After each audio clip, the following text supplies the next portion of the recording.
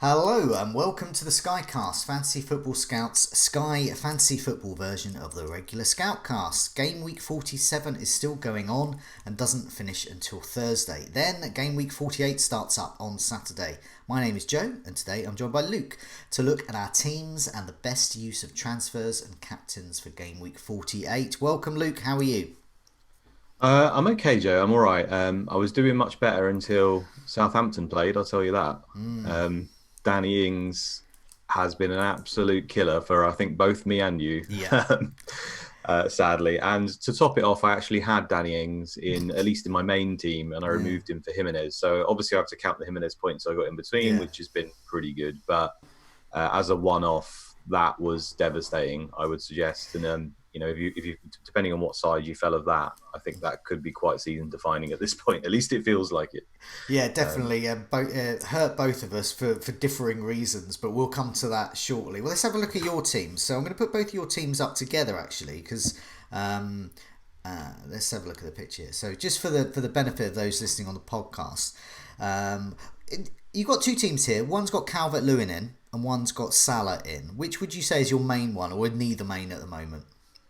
the one with Salah was always been. I tend to not change it depending on which is doing better. I just keep saying that the first team was my team. That was always my Yeah. plan. So the A team is the one with Salah in. Right, yeah, okay. Well, Yeah, your A team is Edison, Gomez, Van Dijk, Sionju, who's been pretty handy recently, Kevin De Bruyne, Barnes, Grealish, Sarr, Fernandez, Salah, and Jimenez up front. And your B team, so slightly more risky. You've got Calvert-Lewin and Jimenez up front. Midfield of De Bruyne, Jota, Grealish, Sarr, Fernandez, Van Dijk, and Alexander Arnold at the back, with Aurier sandwiched in between them, and Edison again in goal. So a few more risks with your B team and your A team, going for the likes of Salah.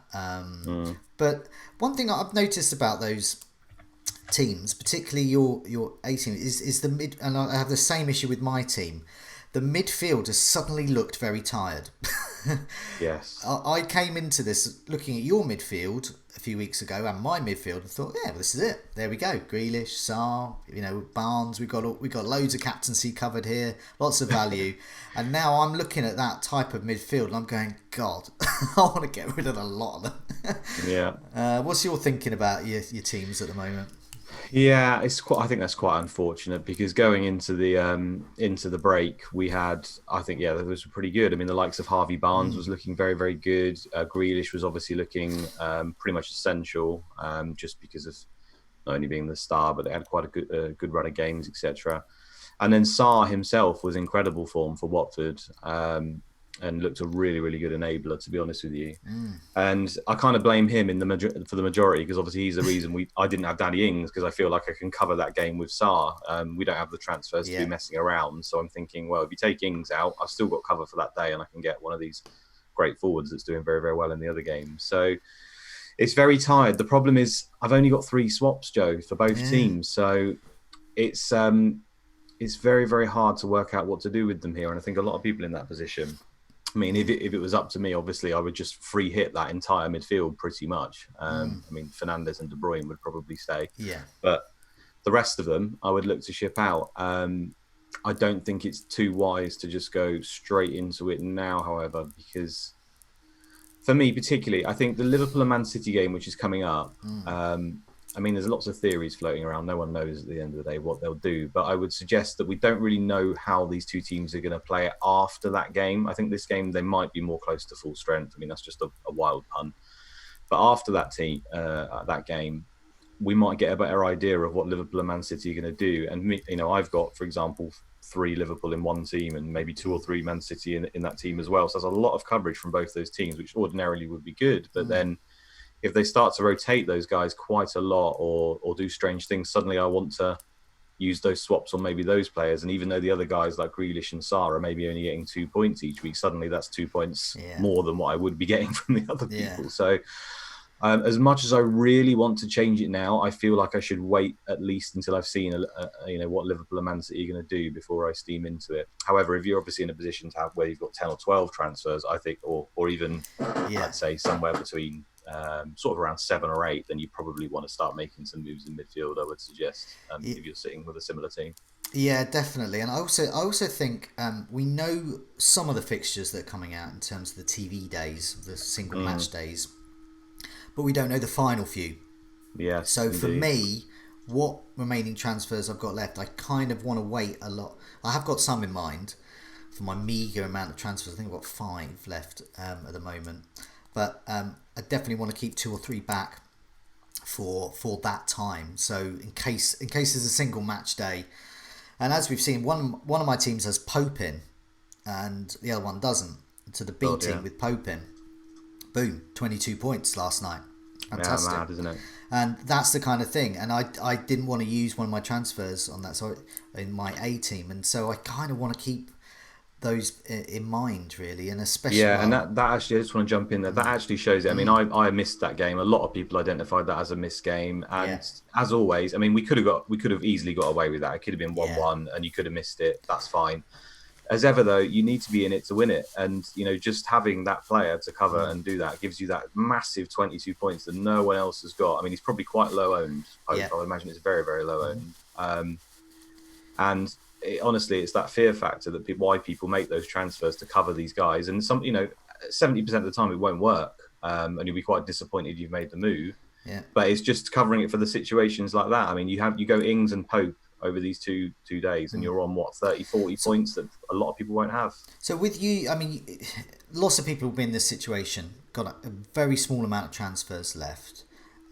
What is your realistic rank aim? Whereabouts are you at the moment with these teams, and what's your realistic rank aim with these? I mean, I always go for top 100. I don't think that's going to happen now unless there's a major drop off with a lot of people. I'm just need to check where I am now as I'm looking at some players at the moment. So I'm around 1,500. So for me, if I can get top 1,000, I'm just going to have to take that. I was much higher than that, but just over the last few weeks have been dropping rapidly. So if I can just sort of cling on to top 1,000, I'm just going to have to take that, unfortunately, and roll on next season. Okay. I'm sort of in a similar situation. So here's my teams. So my A team has plummeted from about just outside the top 500 to around 800. So and that was the Ings factor. I dropped about 200-300 places because of Danny Ings. Really annoying. So my A team is Henderson, Van Dijk, Alexander-Arnold, Sionju. Midfield, I've started to tweak a tiny bit. So Barnes, Grealish, Sarr and Fernandes. So Grealish and Sarr are the 2 I've got my eye on dumping. Up front, I've got Heung-min Son, Aubameyang and Jimenez. And with this A team, I'm looking to move on Aubameyang to KDB after, obviously, he has played against Norwich. I'm also minded to keep him. I'm obviously got to keep him, I think, for the next game, because at least he'll get me 2 points, I presume, which is Arsenal Wolves, and then I'll move to KDB. So I'll get 2 more games of Aubameyang, move on to KDB for Southampton, and I haven't got any Man City coverage at all in that team, so I need something. And so KDB, great. KDB for Southampton the next day, vroom, for the rest of the season, for the running. KDB for keeps.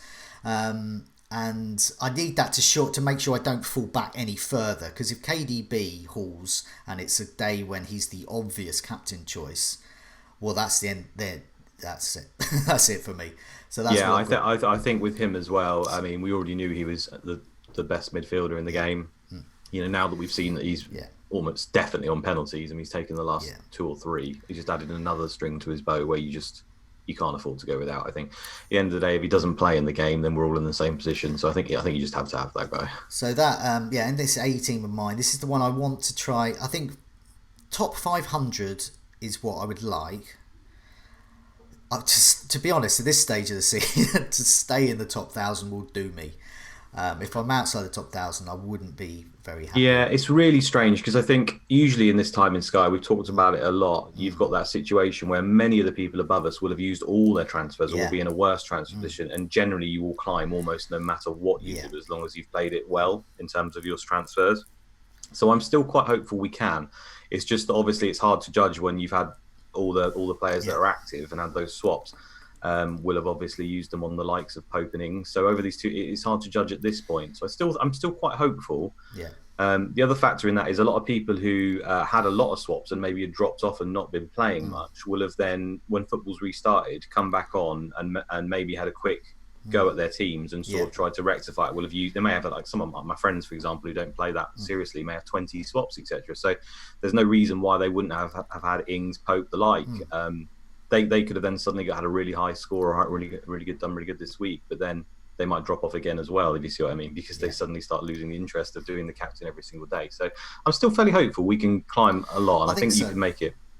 Definitely. Yeah. I mean, I look at my team, and it's really, I mean, Aubameyang to KDB is a strategic move. To be honest, I'd be happy to keep Aubameyang, who, but it's just one Arsenal place there. But it's Grealish and Sarr, the cheaper ones, I think I can get much better value with. So the two I'm looking at, obviously I think I need to get Ings in.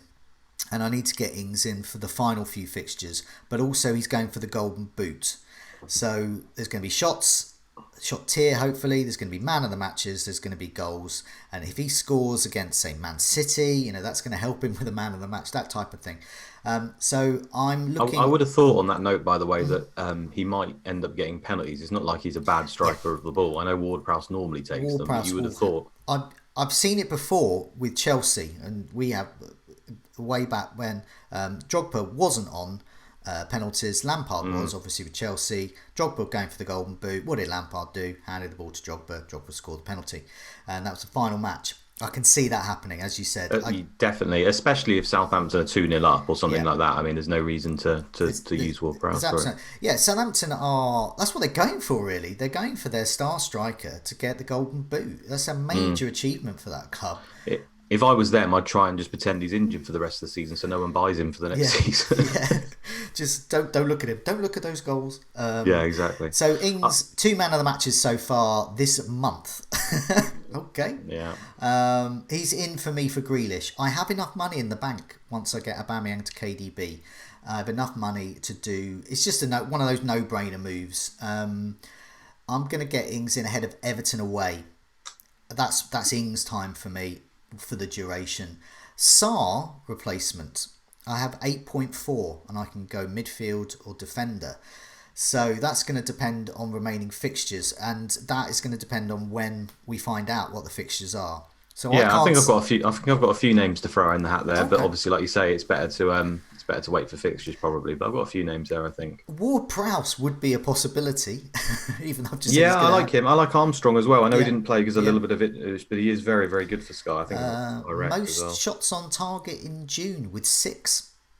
Ward-Prowse. Nice. Okay, so that's pretty good. I'm looking at that, but as I said, I'm not. If I'm getting Ings as well, I'm just looking at teams, because it's a position that can get a bit tired in. I may go for something like just double up on Wolves, get a Wolves defender in, get Doherty in, something like that. Like that. Bolly, and just go for that move, something nice and safe. But I think as we have no limit on the amount of players we could have, any teams that have done that sort of 4 or 5 Wolves defenders strat, or just loaded up completely with a blanket back 5 or 4 from one team. Obviously, if you've had Wolves over this period, you've absolutely flown.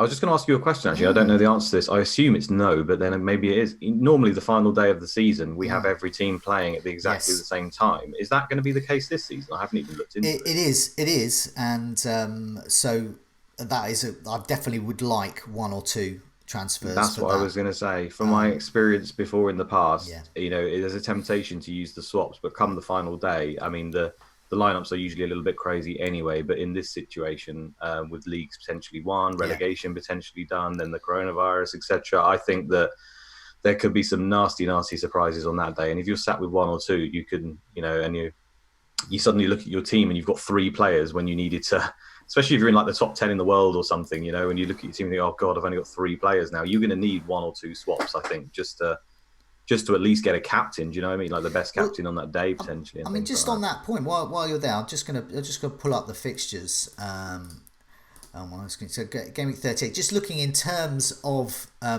good players to because we'll know the team sheets. We'll know that too. Kickoffs at 3. From 2, we'll know the team sheets. So Arsenal play Watford at home. So Yeah, and I think the really big one, to be honest, is probably Man City at home to Man Norwich. City will know the lineups as well. So Yes. if you get, so De Bruyne is going to play, which let's just assume he's going to play. So that could be Mahrez, Foden, Jesus, any of those. I really think, Laporte. I mean, David Silva's retiring at the end of the Yeah, season, isn't he? I yeah, would be stunned if David Silva doesn't play that one, assuming he's fit. yeah, I would also thought it's almost poetic to play Foden in that because he's almost handing over the reins. yeah. I'm getting a bit romantic here, but I No, feel no. like maybe there's a chance De Bruyne doesn't play that one, but more likely they all play. And I feel like going Foden or David Silva in Yeah, that one could be. I mean, man of the match. David Silva plays in that game as long as he. I mean, he's going to have all of the ball. It's see, against and Norwich. the He's man of the match already, I would say. Chelsea against Wolves is a tricky one to call. Burnley against Brighton, Yes. so is pretty poor. Arsenal against Watford, yeah, I think there's from there. Everton against Bournemouth. I noticed you had Calvert Lewin. Mm. Everton at home to Bournemouth is a good shout as well. So yeah, it could be that someone like Luca Dean comes in. Leicester, Man U, not so it's hard to call. As you said, Man City, Norwich. That's the one. I'll be just looking at the Man City lineup. I think and whatever transfers I've got left, whatever money I've Yes. got left, I'm just gonna have a look. 100%. When that team comes Yeah, out, if I've managed to keep a swap, yeah, or I'm in a position where you've got two swaps left, then I think you just go David Silva and one yeah, other in for that game. definitely. Mendy, for example, or someone like that, and or whoever's playing up front, and you just chance it. I think that's your well, it's going to be your last opportunity, but Yeah, probably your best opportunity to claim, especially if people have used all their swaps and cannot react to the lineup at yeah, that point. So yeah, definitely. Foden captaincy. If you see him in the starting lineup, differential, especially if KDB blanks. I'll just my B team's up on the screen. 7 transfers left. Whoop de doo. I've got Pope, who was my captain last night. Van Dijk, Alexander Arnold, Baldock, De Bruyne, Barnes, Mount, who I'm very happy with. Fernandez, Heung-min Son, Jimenez, and guess what I did when I had my transfers? I thought, what shall I get? I'll take a bit of a cheeky punt. Will I get Danny Ings in before that game against Watford? No. I decided to be very clever and get Troy Deeney in, and look what happened. Absolute. But nevertheless, Nick Pope has helped me move. A couple of weeks ago, I was about 6,000 with this. I'm 3,700 now. So nice. I've got an outside shot with 7 transfers at a top 1K, very outside. But I'll just see whatever I can get with this. Nevertheless, I've got Deeney now, and Watford do have a few good fixtures coming up. He stays for them and moves on later. He's probably going to just go to Ings, and I've missed out on Ings' massive haul there. But nevertheless, I think that's quite good. The rest of the transfers, we're looking for those single game days, looking for the best captains on particular days when few people are playing. And that I mean, if I've got 5 transfers left for this, that Man City squad against Norwich at the end, I'm just going to load up. I'm just going to absolutely load up Man City and hope they do one of their 7-0 spectaculars or something against Norwich. Meanwhile, let's have a look at game week 48, which is coming up soon, coming up this weekend. And looking at captains. Who are your captains for game week 48? I've got the fixtures up on the screen. Okay, where does it start on it? Because I'm looking at the FPL site, which is obviously tricky now to do it. Is Okay. it that? Does that start with Saturday the 4th? Or not? Saturday the 4th, Yeah. Norwich against Brighton is the midday kickoff. Okay, well, I think Manchester United at home to Bournemouth is obviously the standout there. Yeah. I've currently got Fernandez in my side. I know there's a little bit of worry because he played quite a lot of minutes recently, but obviously they've already got the Brighton game before that, so that could change things. But I think there's a question later on about who we should be getting. And I think because Man United obviously play this single game against Brighton, they then play this home game against Bournemouth. And then the week afterwards, they're playing away to Villa. And then again, they have a single match day at home to Southampton. So I really think that going in on Man United now is a very, very good idea. So I may get Martial, who's 9.6 million. Generally, Rashford has been better than Martial for Sky this season, has more shots, etc. But just given the fact that he had that long-term injury, Martial looks bang in form and is a little bit cheaper. I think both work, to be honest. But I think Martial, especially as he had that rest and Igalo played, is looking probably better at this stage. So I'm probably going to move to him. I also really like Wan-Bissaka because often he's playing almost as a wing back. He's getting the odd assist here or there, which isn't really his game, but he can get them. And obviously, we know that Man United's defence has been very, very good, and he gets the tackles. So I do really like him at 8.6 million. I think he's probably a little bit underpriced with this version of Man United. He's quite a good captaincy option for Manchester United. Agreed, yeah. Possibly if Fernandes, because you've noticed it as well, it's very worrying with Fernandes at the moment. Playing great, assisting the assist sort of role. And he's getting the minutes. And there's a point when he's just going to just collapse. Well, I think it's a pretty good idea to have 2 or 3 Man United for that reason, because we'd easily get to that lineup and see that Fernandes is rested for one, and suddenly you don't have a captain. So, I mean, obviously you could react on that particular day, but some of the other games, so the game we were talking about at the moment, obviously Norwich and Brighton kick off at 12:30, and the Man United lineups at 3:00. You're not going to know, are you? I would suggest Man United could probably win that one without Fernandes if needed.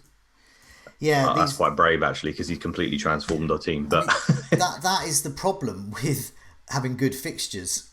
Ironically, is that they can be benched at any time, and the last thing you want is though for those great fixtures is your top players to be benched. But yeah, it's a situation to monitor there. I don't know. I was looking at. Let's have a look. I'm just going to have a look at the transfers about Wan-Bissaka, because now you've given me an idea. And so let's have a look. All clubs. Just scrolling down. So this is 8.6. I might just about be able to do that with Grealish to him, and I'm starting to think that's a no-brainer as well. And then just leave Ings for a little bit. Because I can't see. He's an extremely fit lad as well, isn't he? I can't really see anyone taking over that spot. I mean, you'd only argue maybe Dalot has a chance, and he's nowhere to be seen. So I haven't got the transfers and the restructuring to be able to squeeze Martial in or Rashford, I think, and I'm quite happy with most of my strikers that I've got. But Wan-Bissaka, as you said, is a really, really good alternative captain there. He gets those tackle bonuses as well. As well as the assist and a clean sheet as well. I mean, this could be a huge score. Yeah, thanks for that. That's a really good. That's a really. You're the only person who could be that excited by a defender, so thank you, Johnny. Yeah, that's a good one. Yeah, so captains. Yeah, so what about next day then? Okay, so Sunday the 5th of July is that game, isn't it? Yes. Obviously, you've got Man City away to Southampton, and you've got Liverpool at home to Aston Villa. I think because we're not going to know the lineups, it's tricky. However, I still much prefer just going for one of those players, given the upside from both of those teams compared to all the other teams playing on those days. I mean, you could argue with Burnley at home to Sheffield United as the first game. Going Pope isn't the maddest idea, because you could easily see a clean sheet in that game, and therefore you've just locked it in. It seems pretty defensive though when Liverpool at home to Villa probably is the standout there. Southampton are playing pretty well, and Man City aren't always the best away from home. So, I've got Salah in my team. He's going for the Golden Boot. I'll just put him on Salah and just hope he plays and goes for it. I think that's pretty much a no-brainer. But if you're sat on the likes of Van Dijk, Trent Alexander, we've been here before, they can easily do very, very well in that game. Yeah, that's my shout as well. Definitely for that. I haven't got Salah, but Van Dijk. And then moving on to the next day, it's slightly trickier. This is the one that I sort of planned for. It's Spurs against Everton, and you got a bit of Calvert-Lewin. You've got Aurier still. Options. Yeah, so Aurier in one team, Calvert-Lewin in the other team. In that situation where I'm cheering on my striker to score against my defender, but my defender to get attacking points. But there we go. I do like those options for this week. Richarlison's been great all season. I think that he's still an option to get in. I know he's not really done much since we've come back, but we've been here before with Richarlison, where he seems to go on these sort of streaks where he could just come in at any point and suddenly start scoring heavily. He always has tackles as well to fall back on, which is pretty good. I do actually like I don't know how to say his name, but the Dutch guy, Bedouin. Yeah. I think he's not bad. He's 9.2 million. I think if you can't stretch to the likes of Son, he's just looked very good since he's come to our league. I think he's obviously got goals. He shoots on sight. He's got a hell of a shot on him. Very powerful shot. Yeah. So I do like him. I think that he's a cheeky differential. I think one of the questions later again is about players under 10 million. And given he's got this individual day, and not many people will have him at all, I do quite like And him we'll as an know the outside team punt. sheet. So if you see Bergwijn on the team Yeah, sheet, bingo, gone for him. There we go. yeah. Yeah, because he's one of those players where a bit like Pulisic, really. So I've got Pulisic in my FPL side, but I haven't got him in my Sky side, and I kind of wish I had, even though there's an injury doubt. But he's the kind of player that if he's benched, I think he could come on and score. If he's starting, I'm pretty certain he'll be the best player on the pitch. And Bergwijn is not, maybe not, he's got Son, he's got Kane, but I think he can score. He can score any game. Yeah. These wingers who can score gold dust. Yeah, and he plays Bournemouth after this game, which is obviously a great fixture. He's then home to Arsenal, which Yeah. I think that's not a bad fixture given the way Arsenal are playing at the moment. And obviously, it's a very, very big game. So you would, motivation wise, there shouldn't be a problem there. And he's amongst their best players, so I can't see why he wouldn't play that one. And then we're on to the likes of the final days and stuff where they're playing Newcastle, they're playing Leicester, they're playing Palace. I think it's a good little run for Spurs. And again, it's just in the interest of being different. I think we talked pre-stream here, especially if you're in the top 50 in the world. You've got designs in finishing one of those cash places. Maybe you've won all your mini leagues already, or you're not in any mini leagues, and some people don't do that. I think it's the time to start going a little bit different, because at the end of the day, if you end up finishing 100 for 150th, it doesn't matter. You're not getting any money for 50th either. So I think you can have to try and maybe be a little bit different just to try and get that top 5 positions. And you can apply that to your mini leagues as well. If you're doing it in that way instead. Definitely. So moving on to the Tuesday, we've got Palace, Chelsea, Watford, Norwich, and Arsenal play Leicester. That's it. Yeah, I've got Pulisic, great. Other than that, it's not good, is it? I think your shout of Mason Mount is probably one of the ones you want to look at. Yeah. I mean, playing Palace when Palace are at home is always a bit scary, because they can obviously get those clean sheets quite often. But that's why I had Sarr in my team. I mean, he's home to Norwich on this game. So, I'm going to be leaving him in at least for this game, just because I'd kick myself if I now removed him and suddenly Watford looked all right and Sarr got a goal or two in that game. It's obvious that he could get it in that game. So, given I haven't got Aubameyang, I think I just have to stick with Sarr at least until that game. I've got the same thing with Sarr, and he's won for the chop at some point, but not just yet, because he's got these fixtures coming up. If Sarr's going to do anything, it's going to be at these types of fixtures. Southampton, our defence has come back too good, so I wouldn't read a tremendous amount into it. That they completely stalled Watford's attack, and they got Pearson in charge. Who knows? Who knows what's going to happen? Moving over to the Wednesday, we've got Sheffield United, Wolves, Man City, home to Newcastle. It's that one, really. Brighton, Liverpool, and West Ham, Burnley. Looks like KDB clock on that one. Yeah, I mean, we get the lineups as well on that day. Yeah. So we really just hope that we see him and we don't have to do anything. You see, if Kevin De Bruyne's in that lineup at home to Newcastle, don't even engage your brain for a second. Just stick it straight on him. Exactly. And then on the Thursday, Bournemouth, Spurs, Everton, Southampton, Villa, Manchester United. So Manchester United's or Spurs asset look ideal. Calvert-Lewin, though, could be a cheeky shout for you. Yeah, it could be. I mean, given the way Southampton are playing at the moment and Everton, probably the opposite is a risk. But by then, things could have changed. The matchup's still pretty good. The added bonus of seeing the lineups. So the 6 o'clock games are obviously Spurs, Bournemouth, Everton, Southampton. You've got Man United versus Villa, which you could argue is probably the best game on paper. But obviously, we won't know the lineup. So that's one I'm just going to have to decide on that day, see where the injuries have been, the press conferences, etc. See, who's in line for a start for Man United. If I know that Fernandes or Martial or Wan-Bissaka are playing, then I'll probably still edge that way. However, if we don't know that or it's not known, I'll be looking at Calvert-Lewin for sure at home to Southampton. Yeah, I mean, we already identified, about trying to take these chances now for the end of the season, but there are occasions, and I think the Wednesday, the 8th of July, where you don't take your chances. No. You just need to stay level. So you need to identify which of these match days are your chance to make a difference. And I would suggest Wednesday, the 8th of July is not one you want to try and mess around with. So I'm talking to chances. So my captain's penciled in for that first Saturday. I'm thinking Jimenez at home to Arsenal, and the reason I'm thinking that is because because Fernandes ordinarily would be against Bournemouth, but if Fernandes is going to come away with a couple of points, and a lot of people are going to captain him, Jimenez might be overlooked, so that's what I'm thinking there.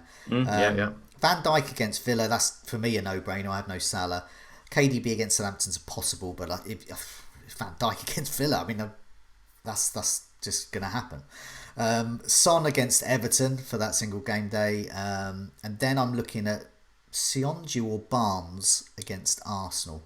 I did like the look of Barnes in the FA Cup playing, so I'm sort of not too bothered about him at the moment. KDB against Newcastle, definitely.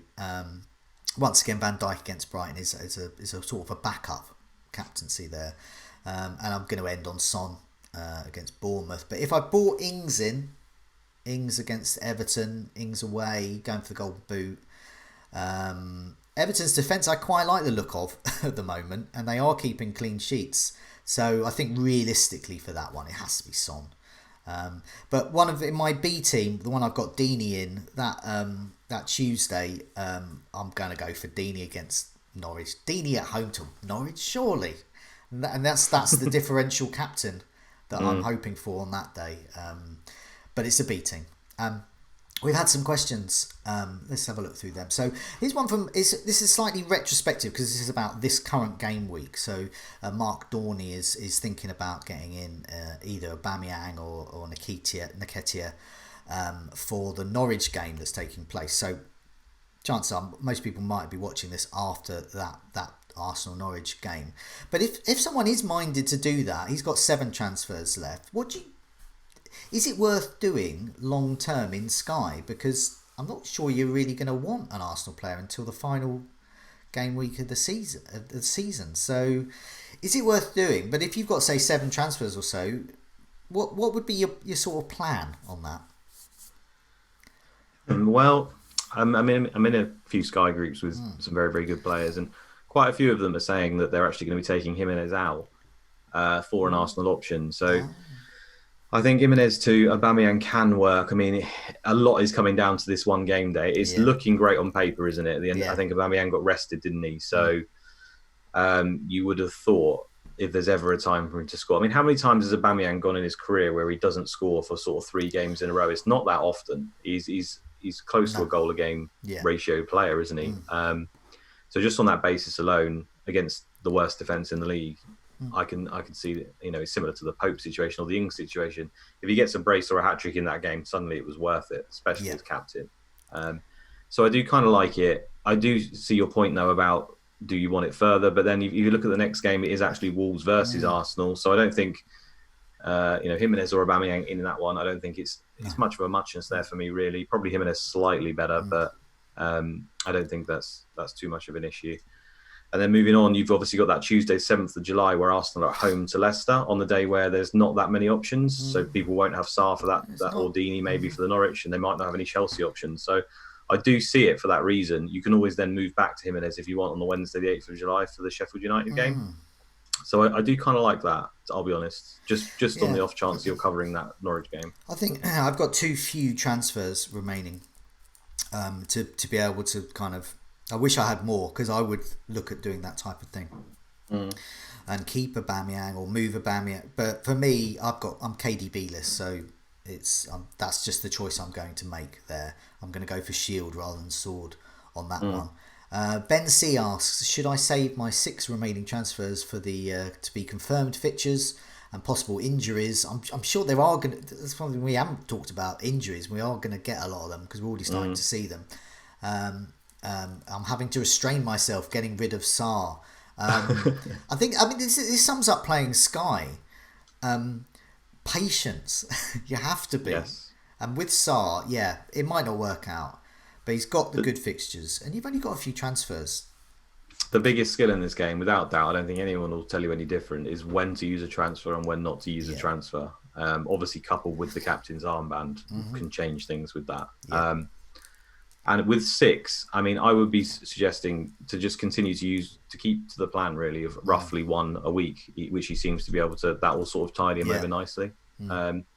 So I think if he keeps to that, he could do okay. And we've already just discussed Sarr a bit, haven't you? I would be tempted to leave him for at least the home to Norwich game, unless he's got a viable other captain on that day. If he has got the likes of Aubameyang at home to Leicester, then maybe he can look to move on. But otherwise, one a day. Yeah. one a week, sorry, and make sure he's got some for the very last day. At least one for the last day is probably my strategy that I'd Yeah, employ. definitely. If you're completely relying on Sarr for the captaincy, then yeah, it might be it might be time to look elsewhere. But at least have a backup, I would say. I would just, yeah, as you said, just sort of a backup. So for example, this game week's a good point in mind. Watford against Norwich. Sarr ordinarily would be a great captaincy shout. I'm not so sure, but I quite like to have him and see what happens. So for me, with Leicester assets, I'm actually thinking about them against Arsenal's defence. So someone like Barnes might be, and for that, as you said, those with Aubameyang as well, another shout there. But yeah, I would say hold at the moment, a hold for me. It's just that when you couple these players with the armband, they can suddenly hit 20 or 30 points in Yeah, one game. yeah, So if you make a swap now for Sarr out and you bring in anyone else virtually, but then you're not captaining that person, yeah, they've got a fairly sort of, their ceiling is around 12 points if they do very, very well, I would suggest. That's a goal a game or a clean sheet for the two games they play in between or whatever. You think, oh, I'm pretty happy with that. That transfer's got me 12 points. But then suddenly you get to the Watford home to Norwich game, and Sarr gets one goal and gets man of the match, and suddenly he's got 20 points straight away. So it just kind of depends which manager you are, whether you want to sort of pick him up in little bits or whether you're happy to take those chances and roll the dice on the big hauls. And I think so far it's shown that if you've gone with Ings and Pope and such, it seems to be working to do it that way. That doesn't necessarily mean it's going to continue to work, but it's shown that it's very much favourable to cover those. In it to win it at the end of the day. In it to win it if you've got those guys.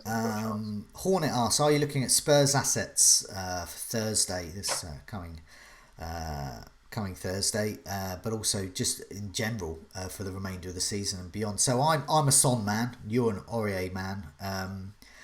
We keep forgetting about Harry Kane, I guess, because I've been caught out before. I had a terrible season, I can't remember, 3-4 years ago. It was the one where Harry Kane kept scoring like hat tricks and braces. Yeah, he scored a hat trick against Leicester, didn't he, after a brace or something? I'd run out of transfers and I moved from 5 to the thousands rank to somewhere, God knows where. Just I don't even know if there was a number for it. Just not having Kane was so costly. So my advice would just keep an eye on Kane, and if you've got any transfers left and you're able to get him in, you never know. He's an absolute rank swinger. But I think Aurier and Son are good options. Bergwijn you mentioned. Yeah, I mean, I'm not as big a fan of Kane here. I think he's a different player now. I just think he looks so tired, even when he scored the other day. I know he's always going to have that shot in his locker, where he's just a great finisher overall, and he can find the net. So I don't think that's ever going to go. But I think given how tired he was and the comeback, I think there's just other options. And yeah, I already mentioned Bergwijn, or however you say it, is another one at 9.2 in midfield. I think that's a better punt because how many other midfielders are really going to do that well compared to the strikers anyway? So I'd be tempted to not go with Kane there. And Aurier, Son and Bergwijn are all good options to me. Yeah. Final question. For reasons unknown, asks, I've 3 precious transfers left. Please suggest 3 sub 10 million players for the rest of the season, any positions. I'm currently a 4-3-3, so nice and flexible, and there's a lot of choice. So I'm going to go first because my answer's boring and your one's a bit more interesting. So I'd say strikers, Ings, 9 million. Or if you've got a bit more, Martial, 9.6 million. Don't even think about it. Just, they're the obvious ones. Midfield, Mahrez, 9.9. He seems to be playing most games. And I think even if he comes on, you're going to get some points from him. He's captaincy material if he starts. Defence, don't even think about Doherty, 8.5. Wolves have great fixtures. He can score. He can get assists. So don't overthink it. They're my ones. They're my really boring ones. They are ones I'm thinking of getting in, all of them. But now you've told me about Wan-Bissaka. But so yeah, for you, what players would you recommend? Yeah, I think Joe's ones are obviously the standout ones there, and a lot's going to come down to what I discussed about whether you want to take a little bit of a chance to sort of move up the ranks. But those, I think, a combination of getting some of those that Joe said and maybe one or two of the ones I might mention might help. I mean, I've already mentioned quite a lot of them, to be fair. I think Aurier at 8.1, Jose Mourinho pretty much came out and said that he doesn't have any other options at right back. You can watch any game with him in and you can see that he spends a lot of the time very, very high up the pitch. I don't necessarily think Spurs will keep that many clean sheets, but he has been okay for tackles. He can obviously get a lot of assists. and he takes the odd shot at goal. So I think he's a very valid punt, and one where in any given week he could haul massively as a result. Because obviously being that defender, I mean, we saw it with who was the guy who played up front for Cardiff, but he was actually a defender. I can't remember who it was. I know what you mean. He was really cheap. He was a 4.2 defender who was a striker. Yeah, I can't remember who it was now. I can't remember his name either, but it was a legendary, even though we can't remember his name. But a legendary person. But it's similar to the Lundstrom thing, where when you've got a player that far out of position, their ceiling becomes incredibly high. I mean, he's not quite that far out of position, but you know what I mean. Wan-Bissaka's obviously been mentioned. He's 8.6 million. I think he's just a very, very solid player for this run and can cover some Man United captaincy, you would have thought. I like Mendy at 9.1. This is obviously carries a little bit of risk. I mean, ideally I prefer Laporte, but he's 10.3 and he said under 10. Obviously Mendy could miss the odd game, but I just feel like even if he misses the game, he could make up for it the next game. I mean, passing bonus is close to assured. He's obviously got very high chances of clean sheets, and his attacking output hasn't been as great since he came back from his injury. But you only have to watch the games to see that he's in and around that penalty area quite a lot of the time. And I wouldn't be surprised to see him get at least one attacking return before the season ends, possibly more. I still also, this one is an old favourite. Jordan Henderson's 8.4 million. Now I know with Liverpool, this is why I said about waiting to see what they're going to do. So it might be a good idea to wait on this one. But when Henderson plays, and I feel like he's the kind of player where even if Liverpool change it all up all around the pitch, they'll probably want that guy just marshalling in the centre of midfield and just controlling and looking after the youngsters. So I feel like Henderson will probably still get some game time. I think passes, tackles, you know, he's got the lot, Henderson. He can haul really, really well. And before the break, Henderson went on a little bit of a run, maybe a month before the break or so, where I had him in my team and he did very, very well for me. So I do like him at 8.4 million. Benjamin I've already mentioned, and the other standout one apart from Martial, which you touched on, I just like Foden. I think Foden at 6.7 million. I think why not take the chance? Really, I feel like there's no way that he doesn't get minutes. Now he's not going to start every game for sure. But he's so cheap. So if you've got the likes of, we've mentioned like Grealish and Sarr and these people you're not really happy with, you know, you're looking at people that you could switch to. At 6.7 million, he could enable things other places. And if he only gets the last 20 minutes, you can see he can be devastating. He's a really good goal scorer. But the other part of me makes me think it's just because he's young and English, he's just going to be always have that chance for man of the match. You know, when we've already lost Aguero, who's a bit of a man of the match hog, and then you've got Kevin De Bruyne, who might be managed a little bit, who's probably the other man of the match hog in the team, then you're only really looking at the likes of maybe David Silva and Mahrez, who the minutes might be managed, and then the likes of Foden. I don't think many other players, it's not very often you'll see a defender get the man of the match for them, where it is for Liverpool.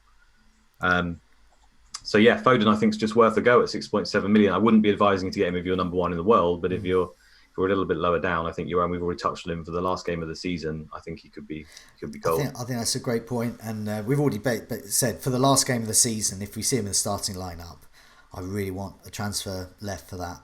But yeah, I think he's a good player to get in now. Man City's fixtures go good. As soon as they get Liverpool out of the way, Man City are just looking good. I think he's going to either start the majority or he will come on in every game. I can't see I mean, with 5 subs as well, there's no reason for Foden not to come on. I know we've been here before with Pep where he bigs him up and then doesn't do anything with him, but now is surely his time, especially as if David Silva's starting games, he's probably going to be coming off 60 or 70th minute, and I would hope that Foden's the man that comes on for him. Yeah, I mean, he is, and it's not like a case of just giving the youngsters an opportunity and no, exactly, and then they can carry on being in the B team. He is the replacement, the tailor-made replacement. So it's not like the Liverpool are bound to be bedding in a lot of their youngsters and stuff. So, but they're not going to be replacements for Alexander Arnold. They're just going to be getting minutes and getting. No, Foden's been ready for a long time, hasn't he? Yeah. Yeah, and also you kind of want the player that's on the pitch for Man City in the last 20 minutes, I think, most of the time, when the teams are just so knackered that they've played against, they've worn them down with all their passing. You kind of want those guys that are on the pitch for the last 20 minutes, in my opinion. Definitely, especially the way it's going with matches at the moment. The first half's rather boring, the second half, okay. But in the meantime, thanks so much for joining me, Luke, and good luck with the game week, and we'll see everyone again next week. Yeah, thanks a lot, Joe. See you guys next week. Good luck.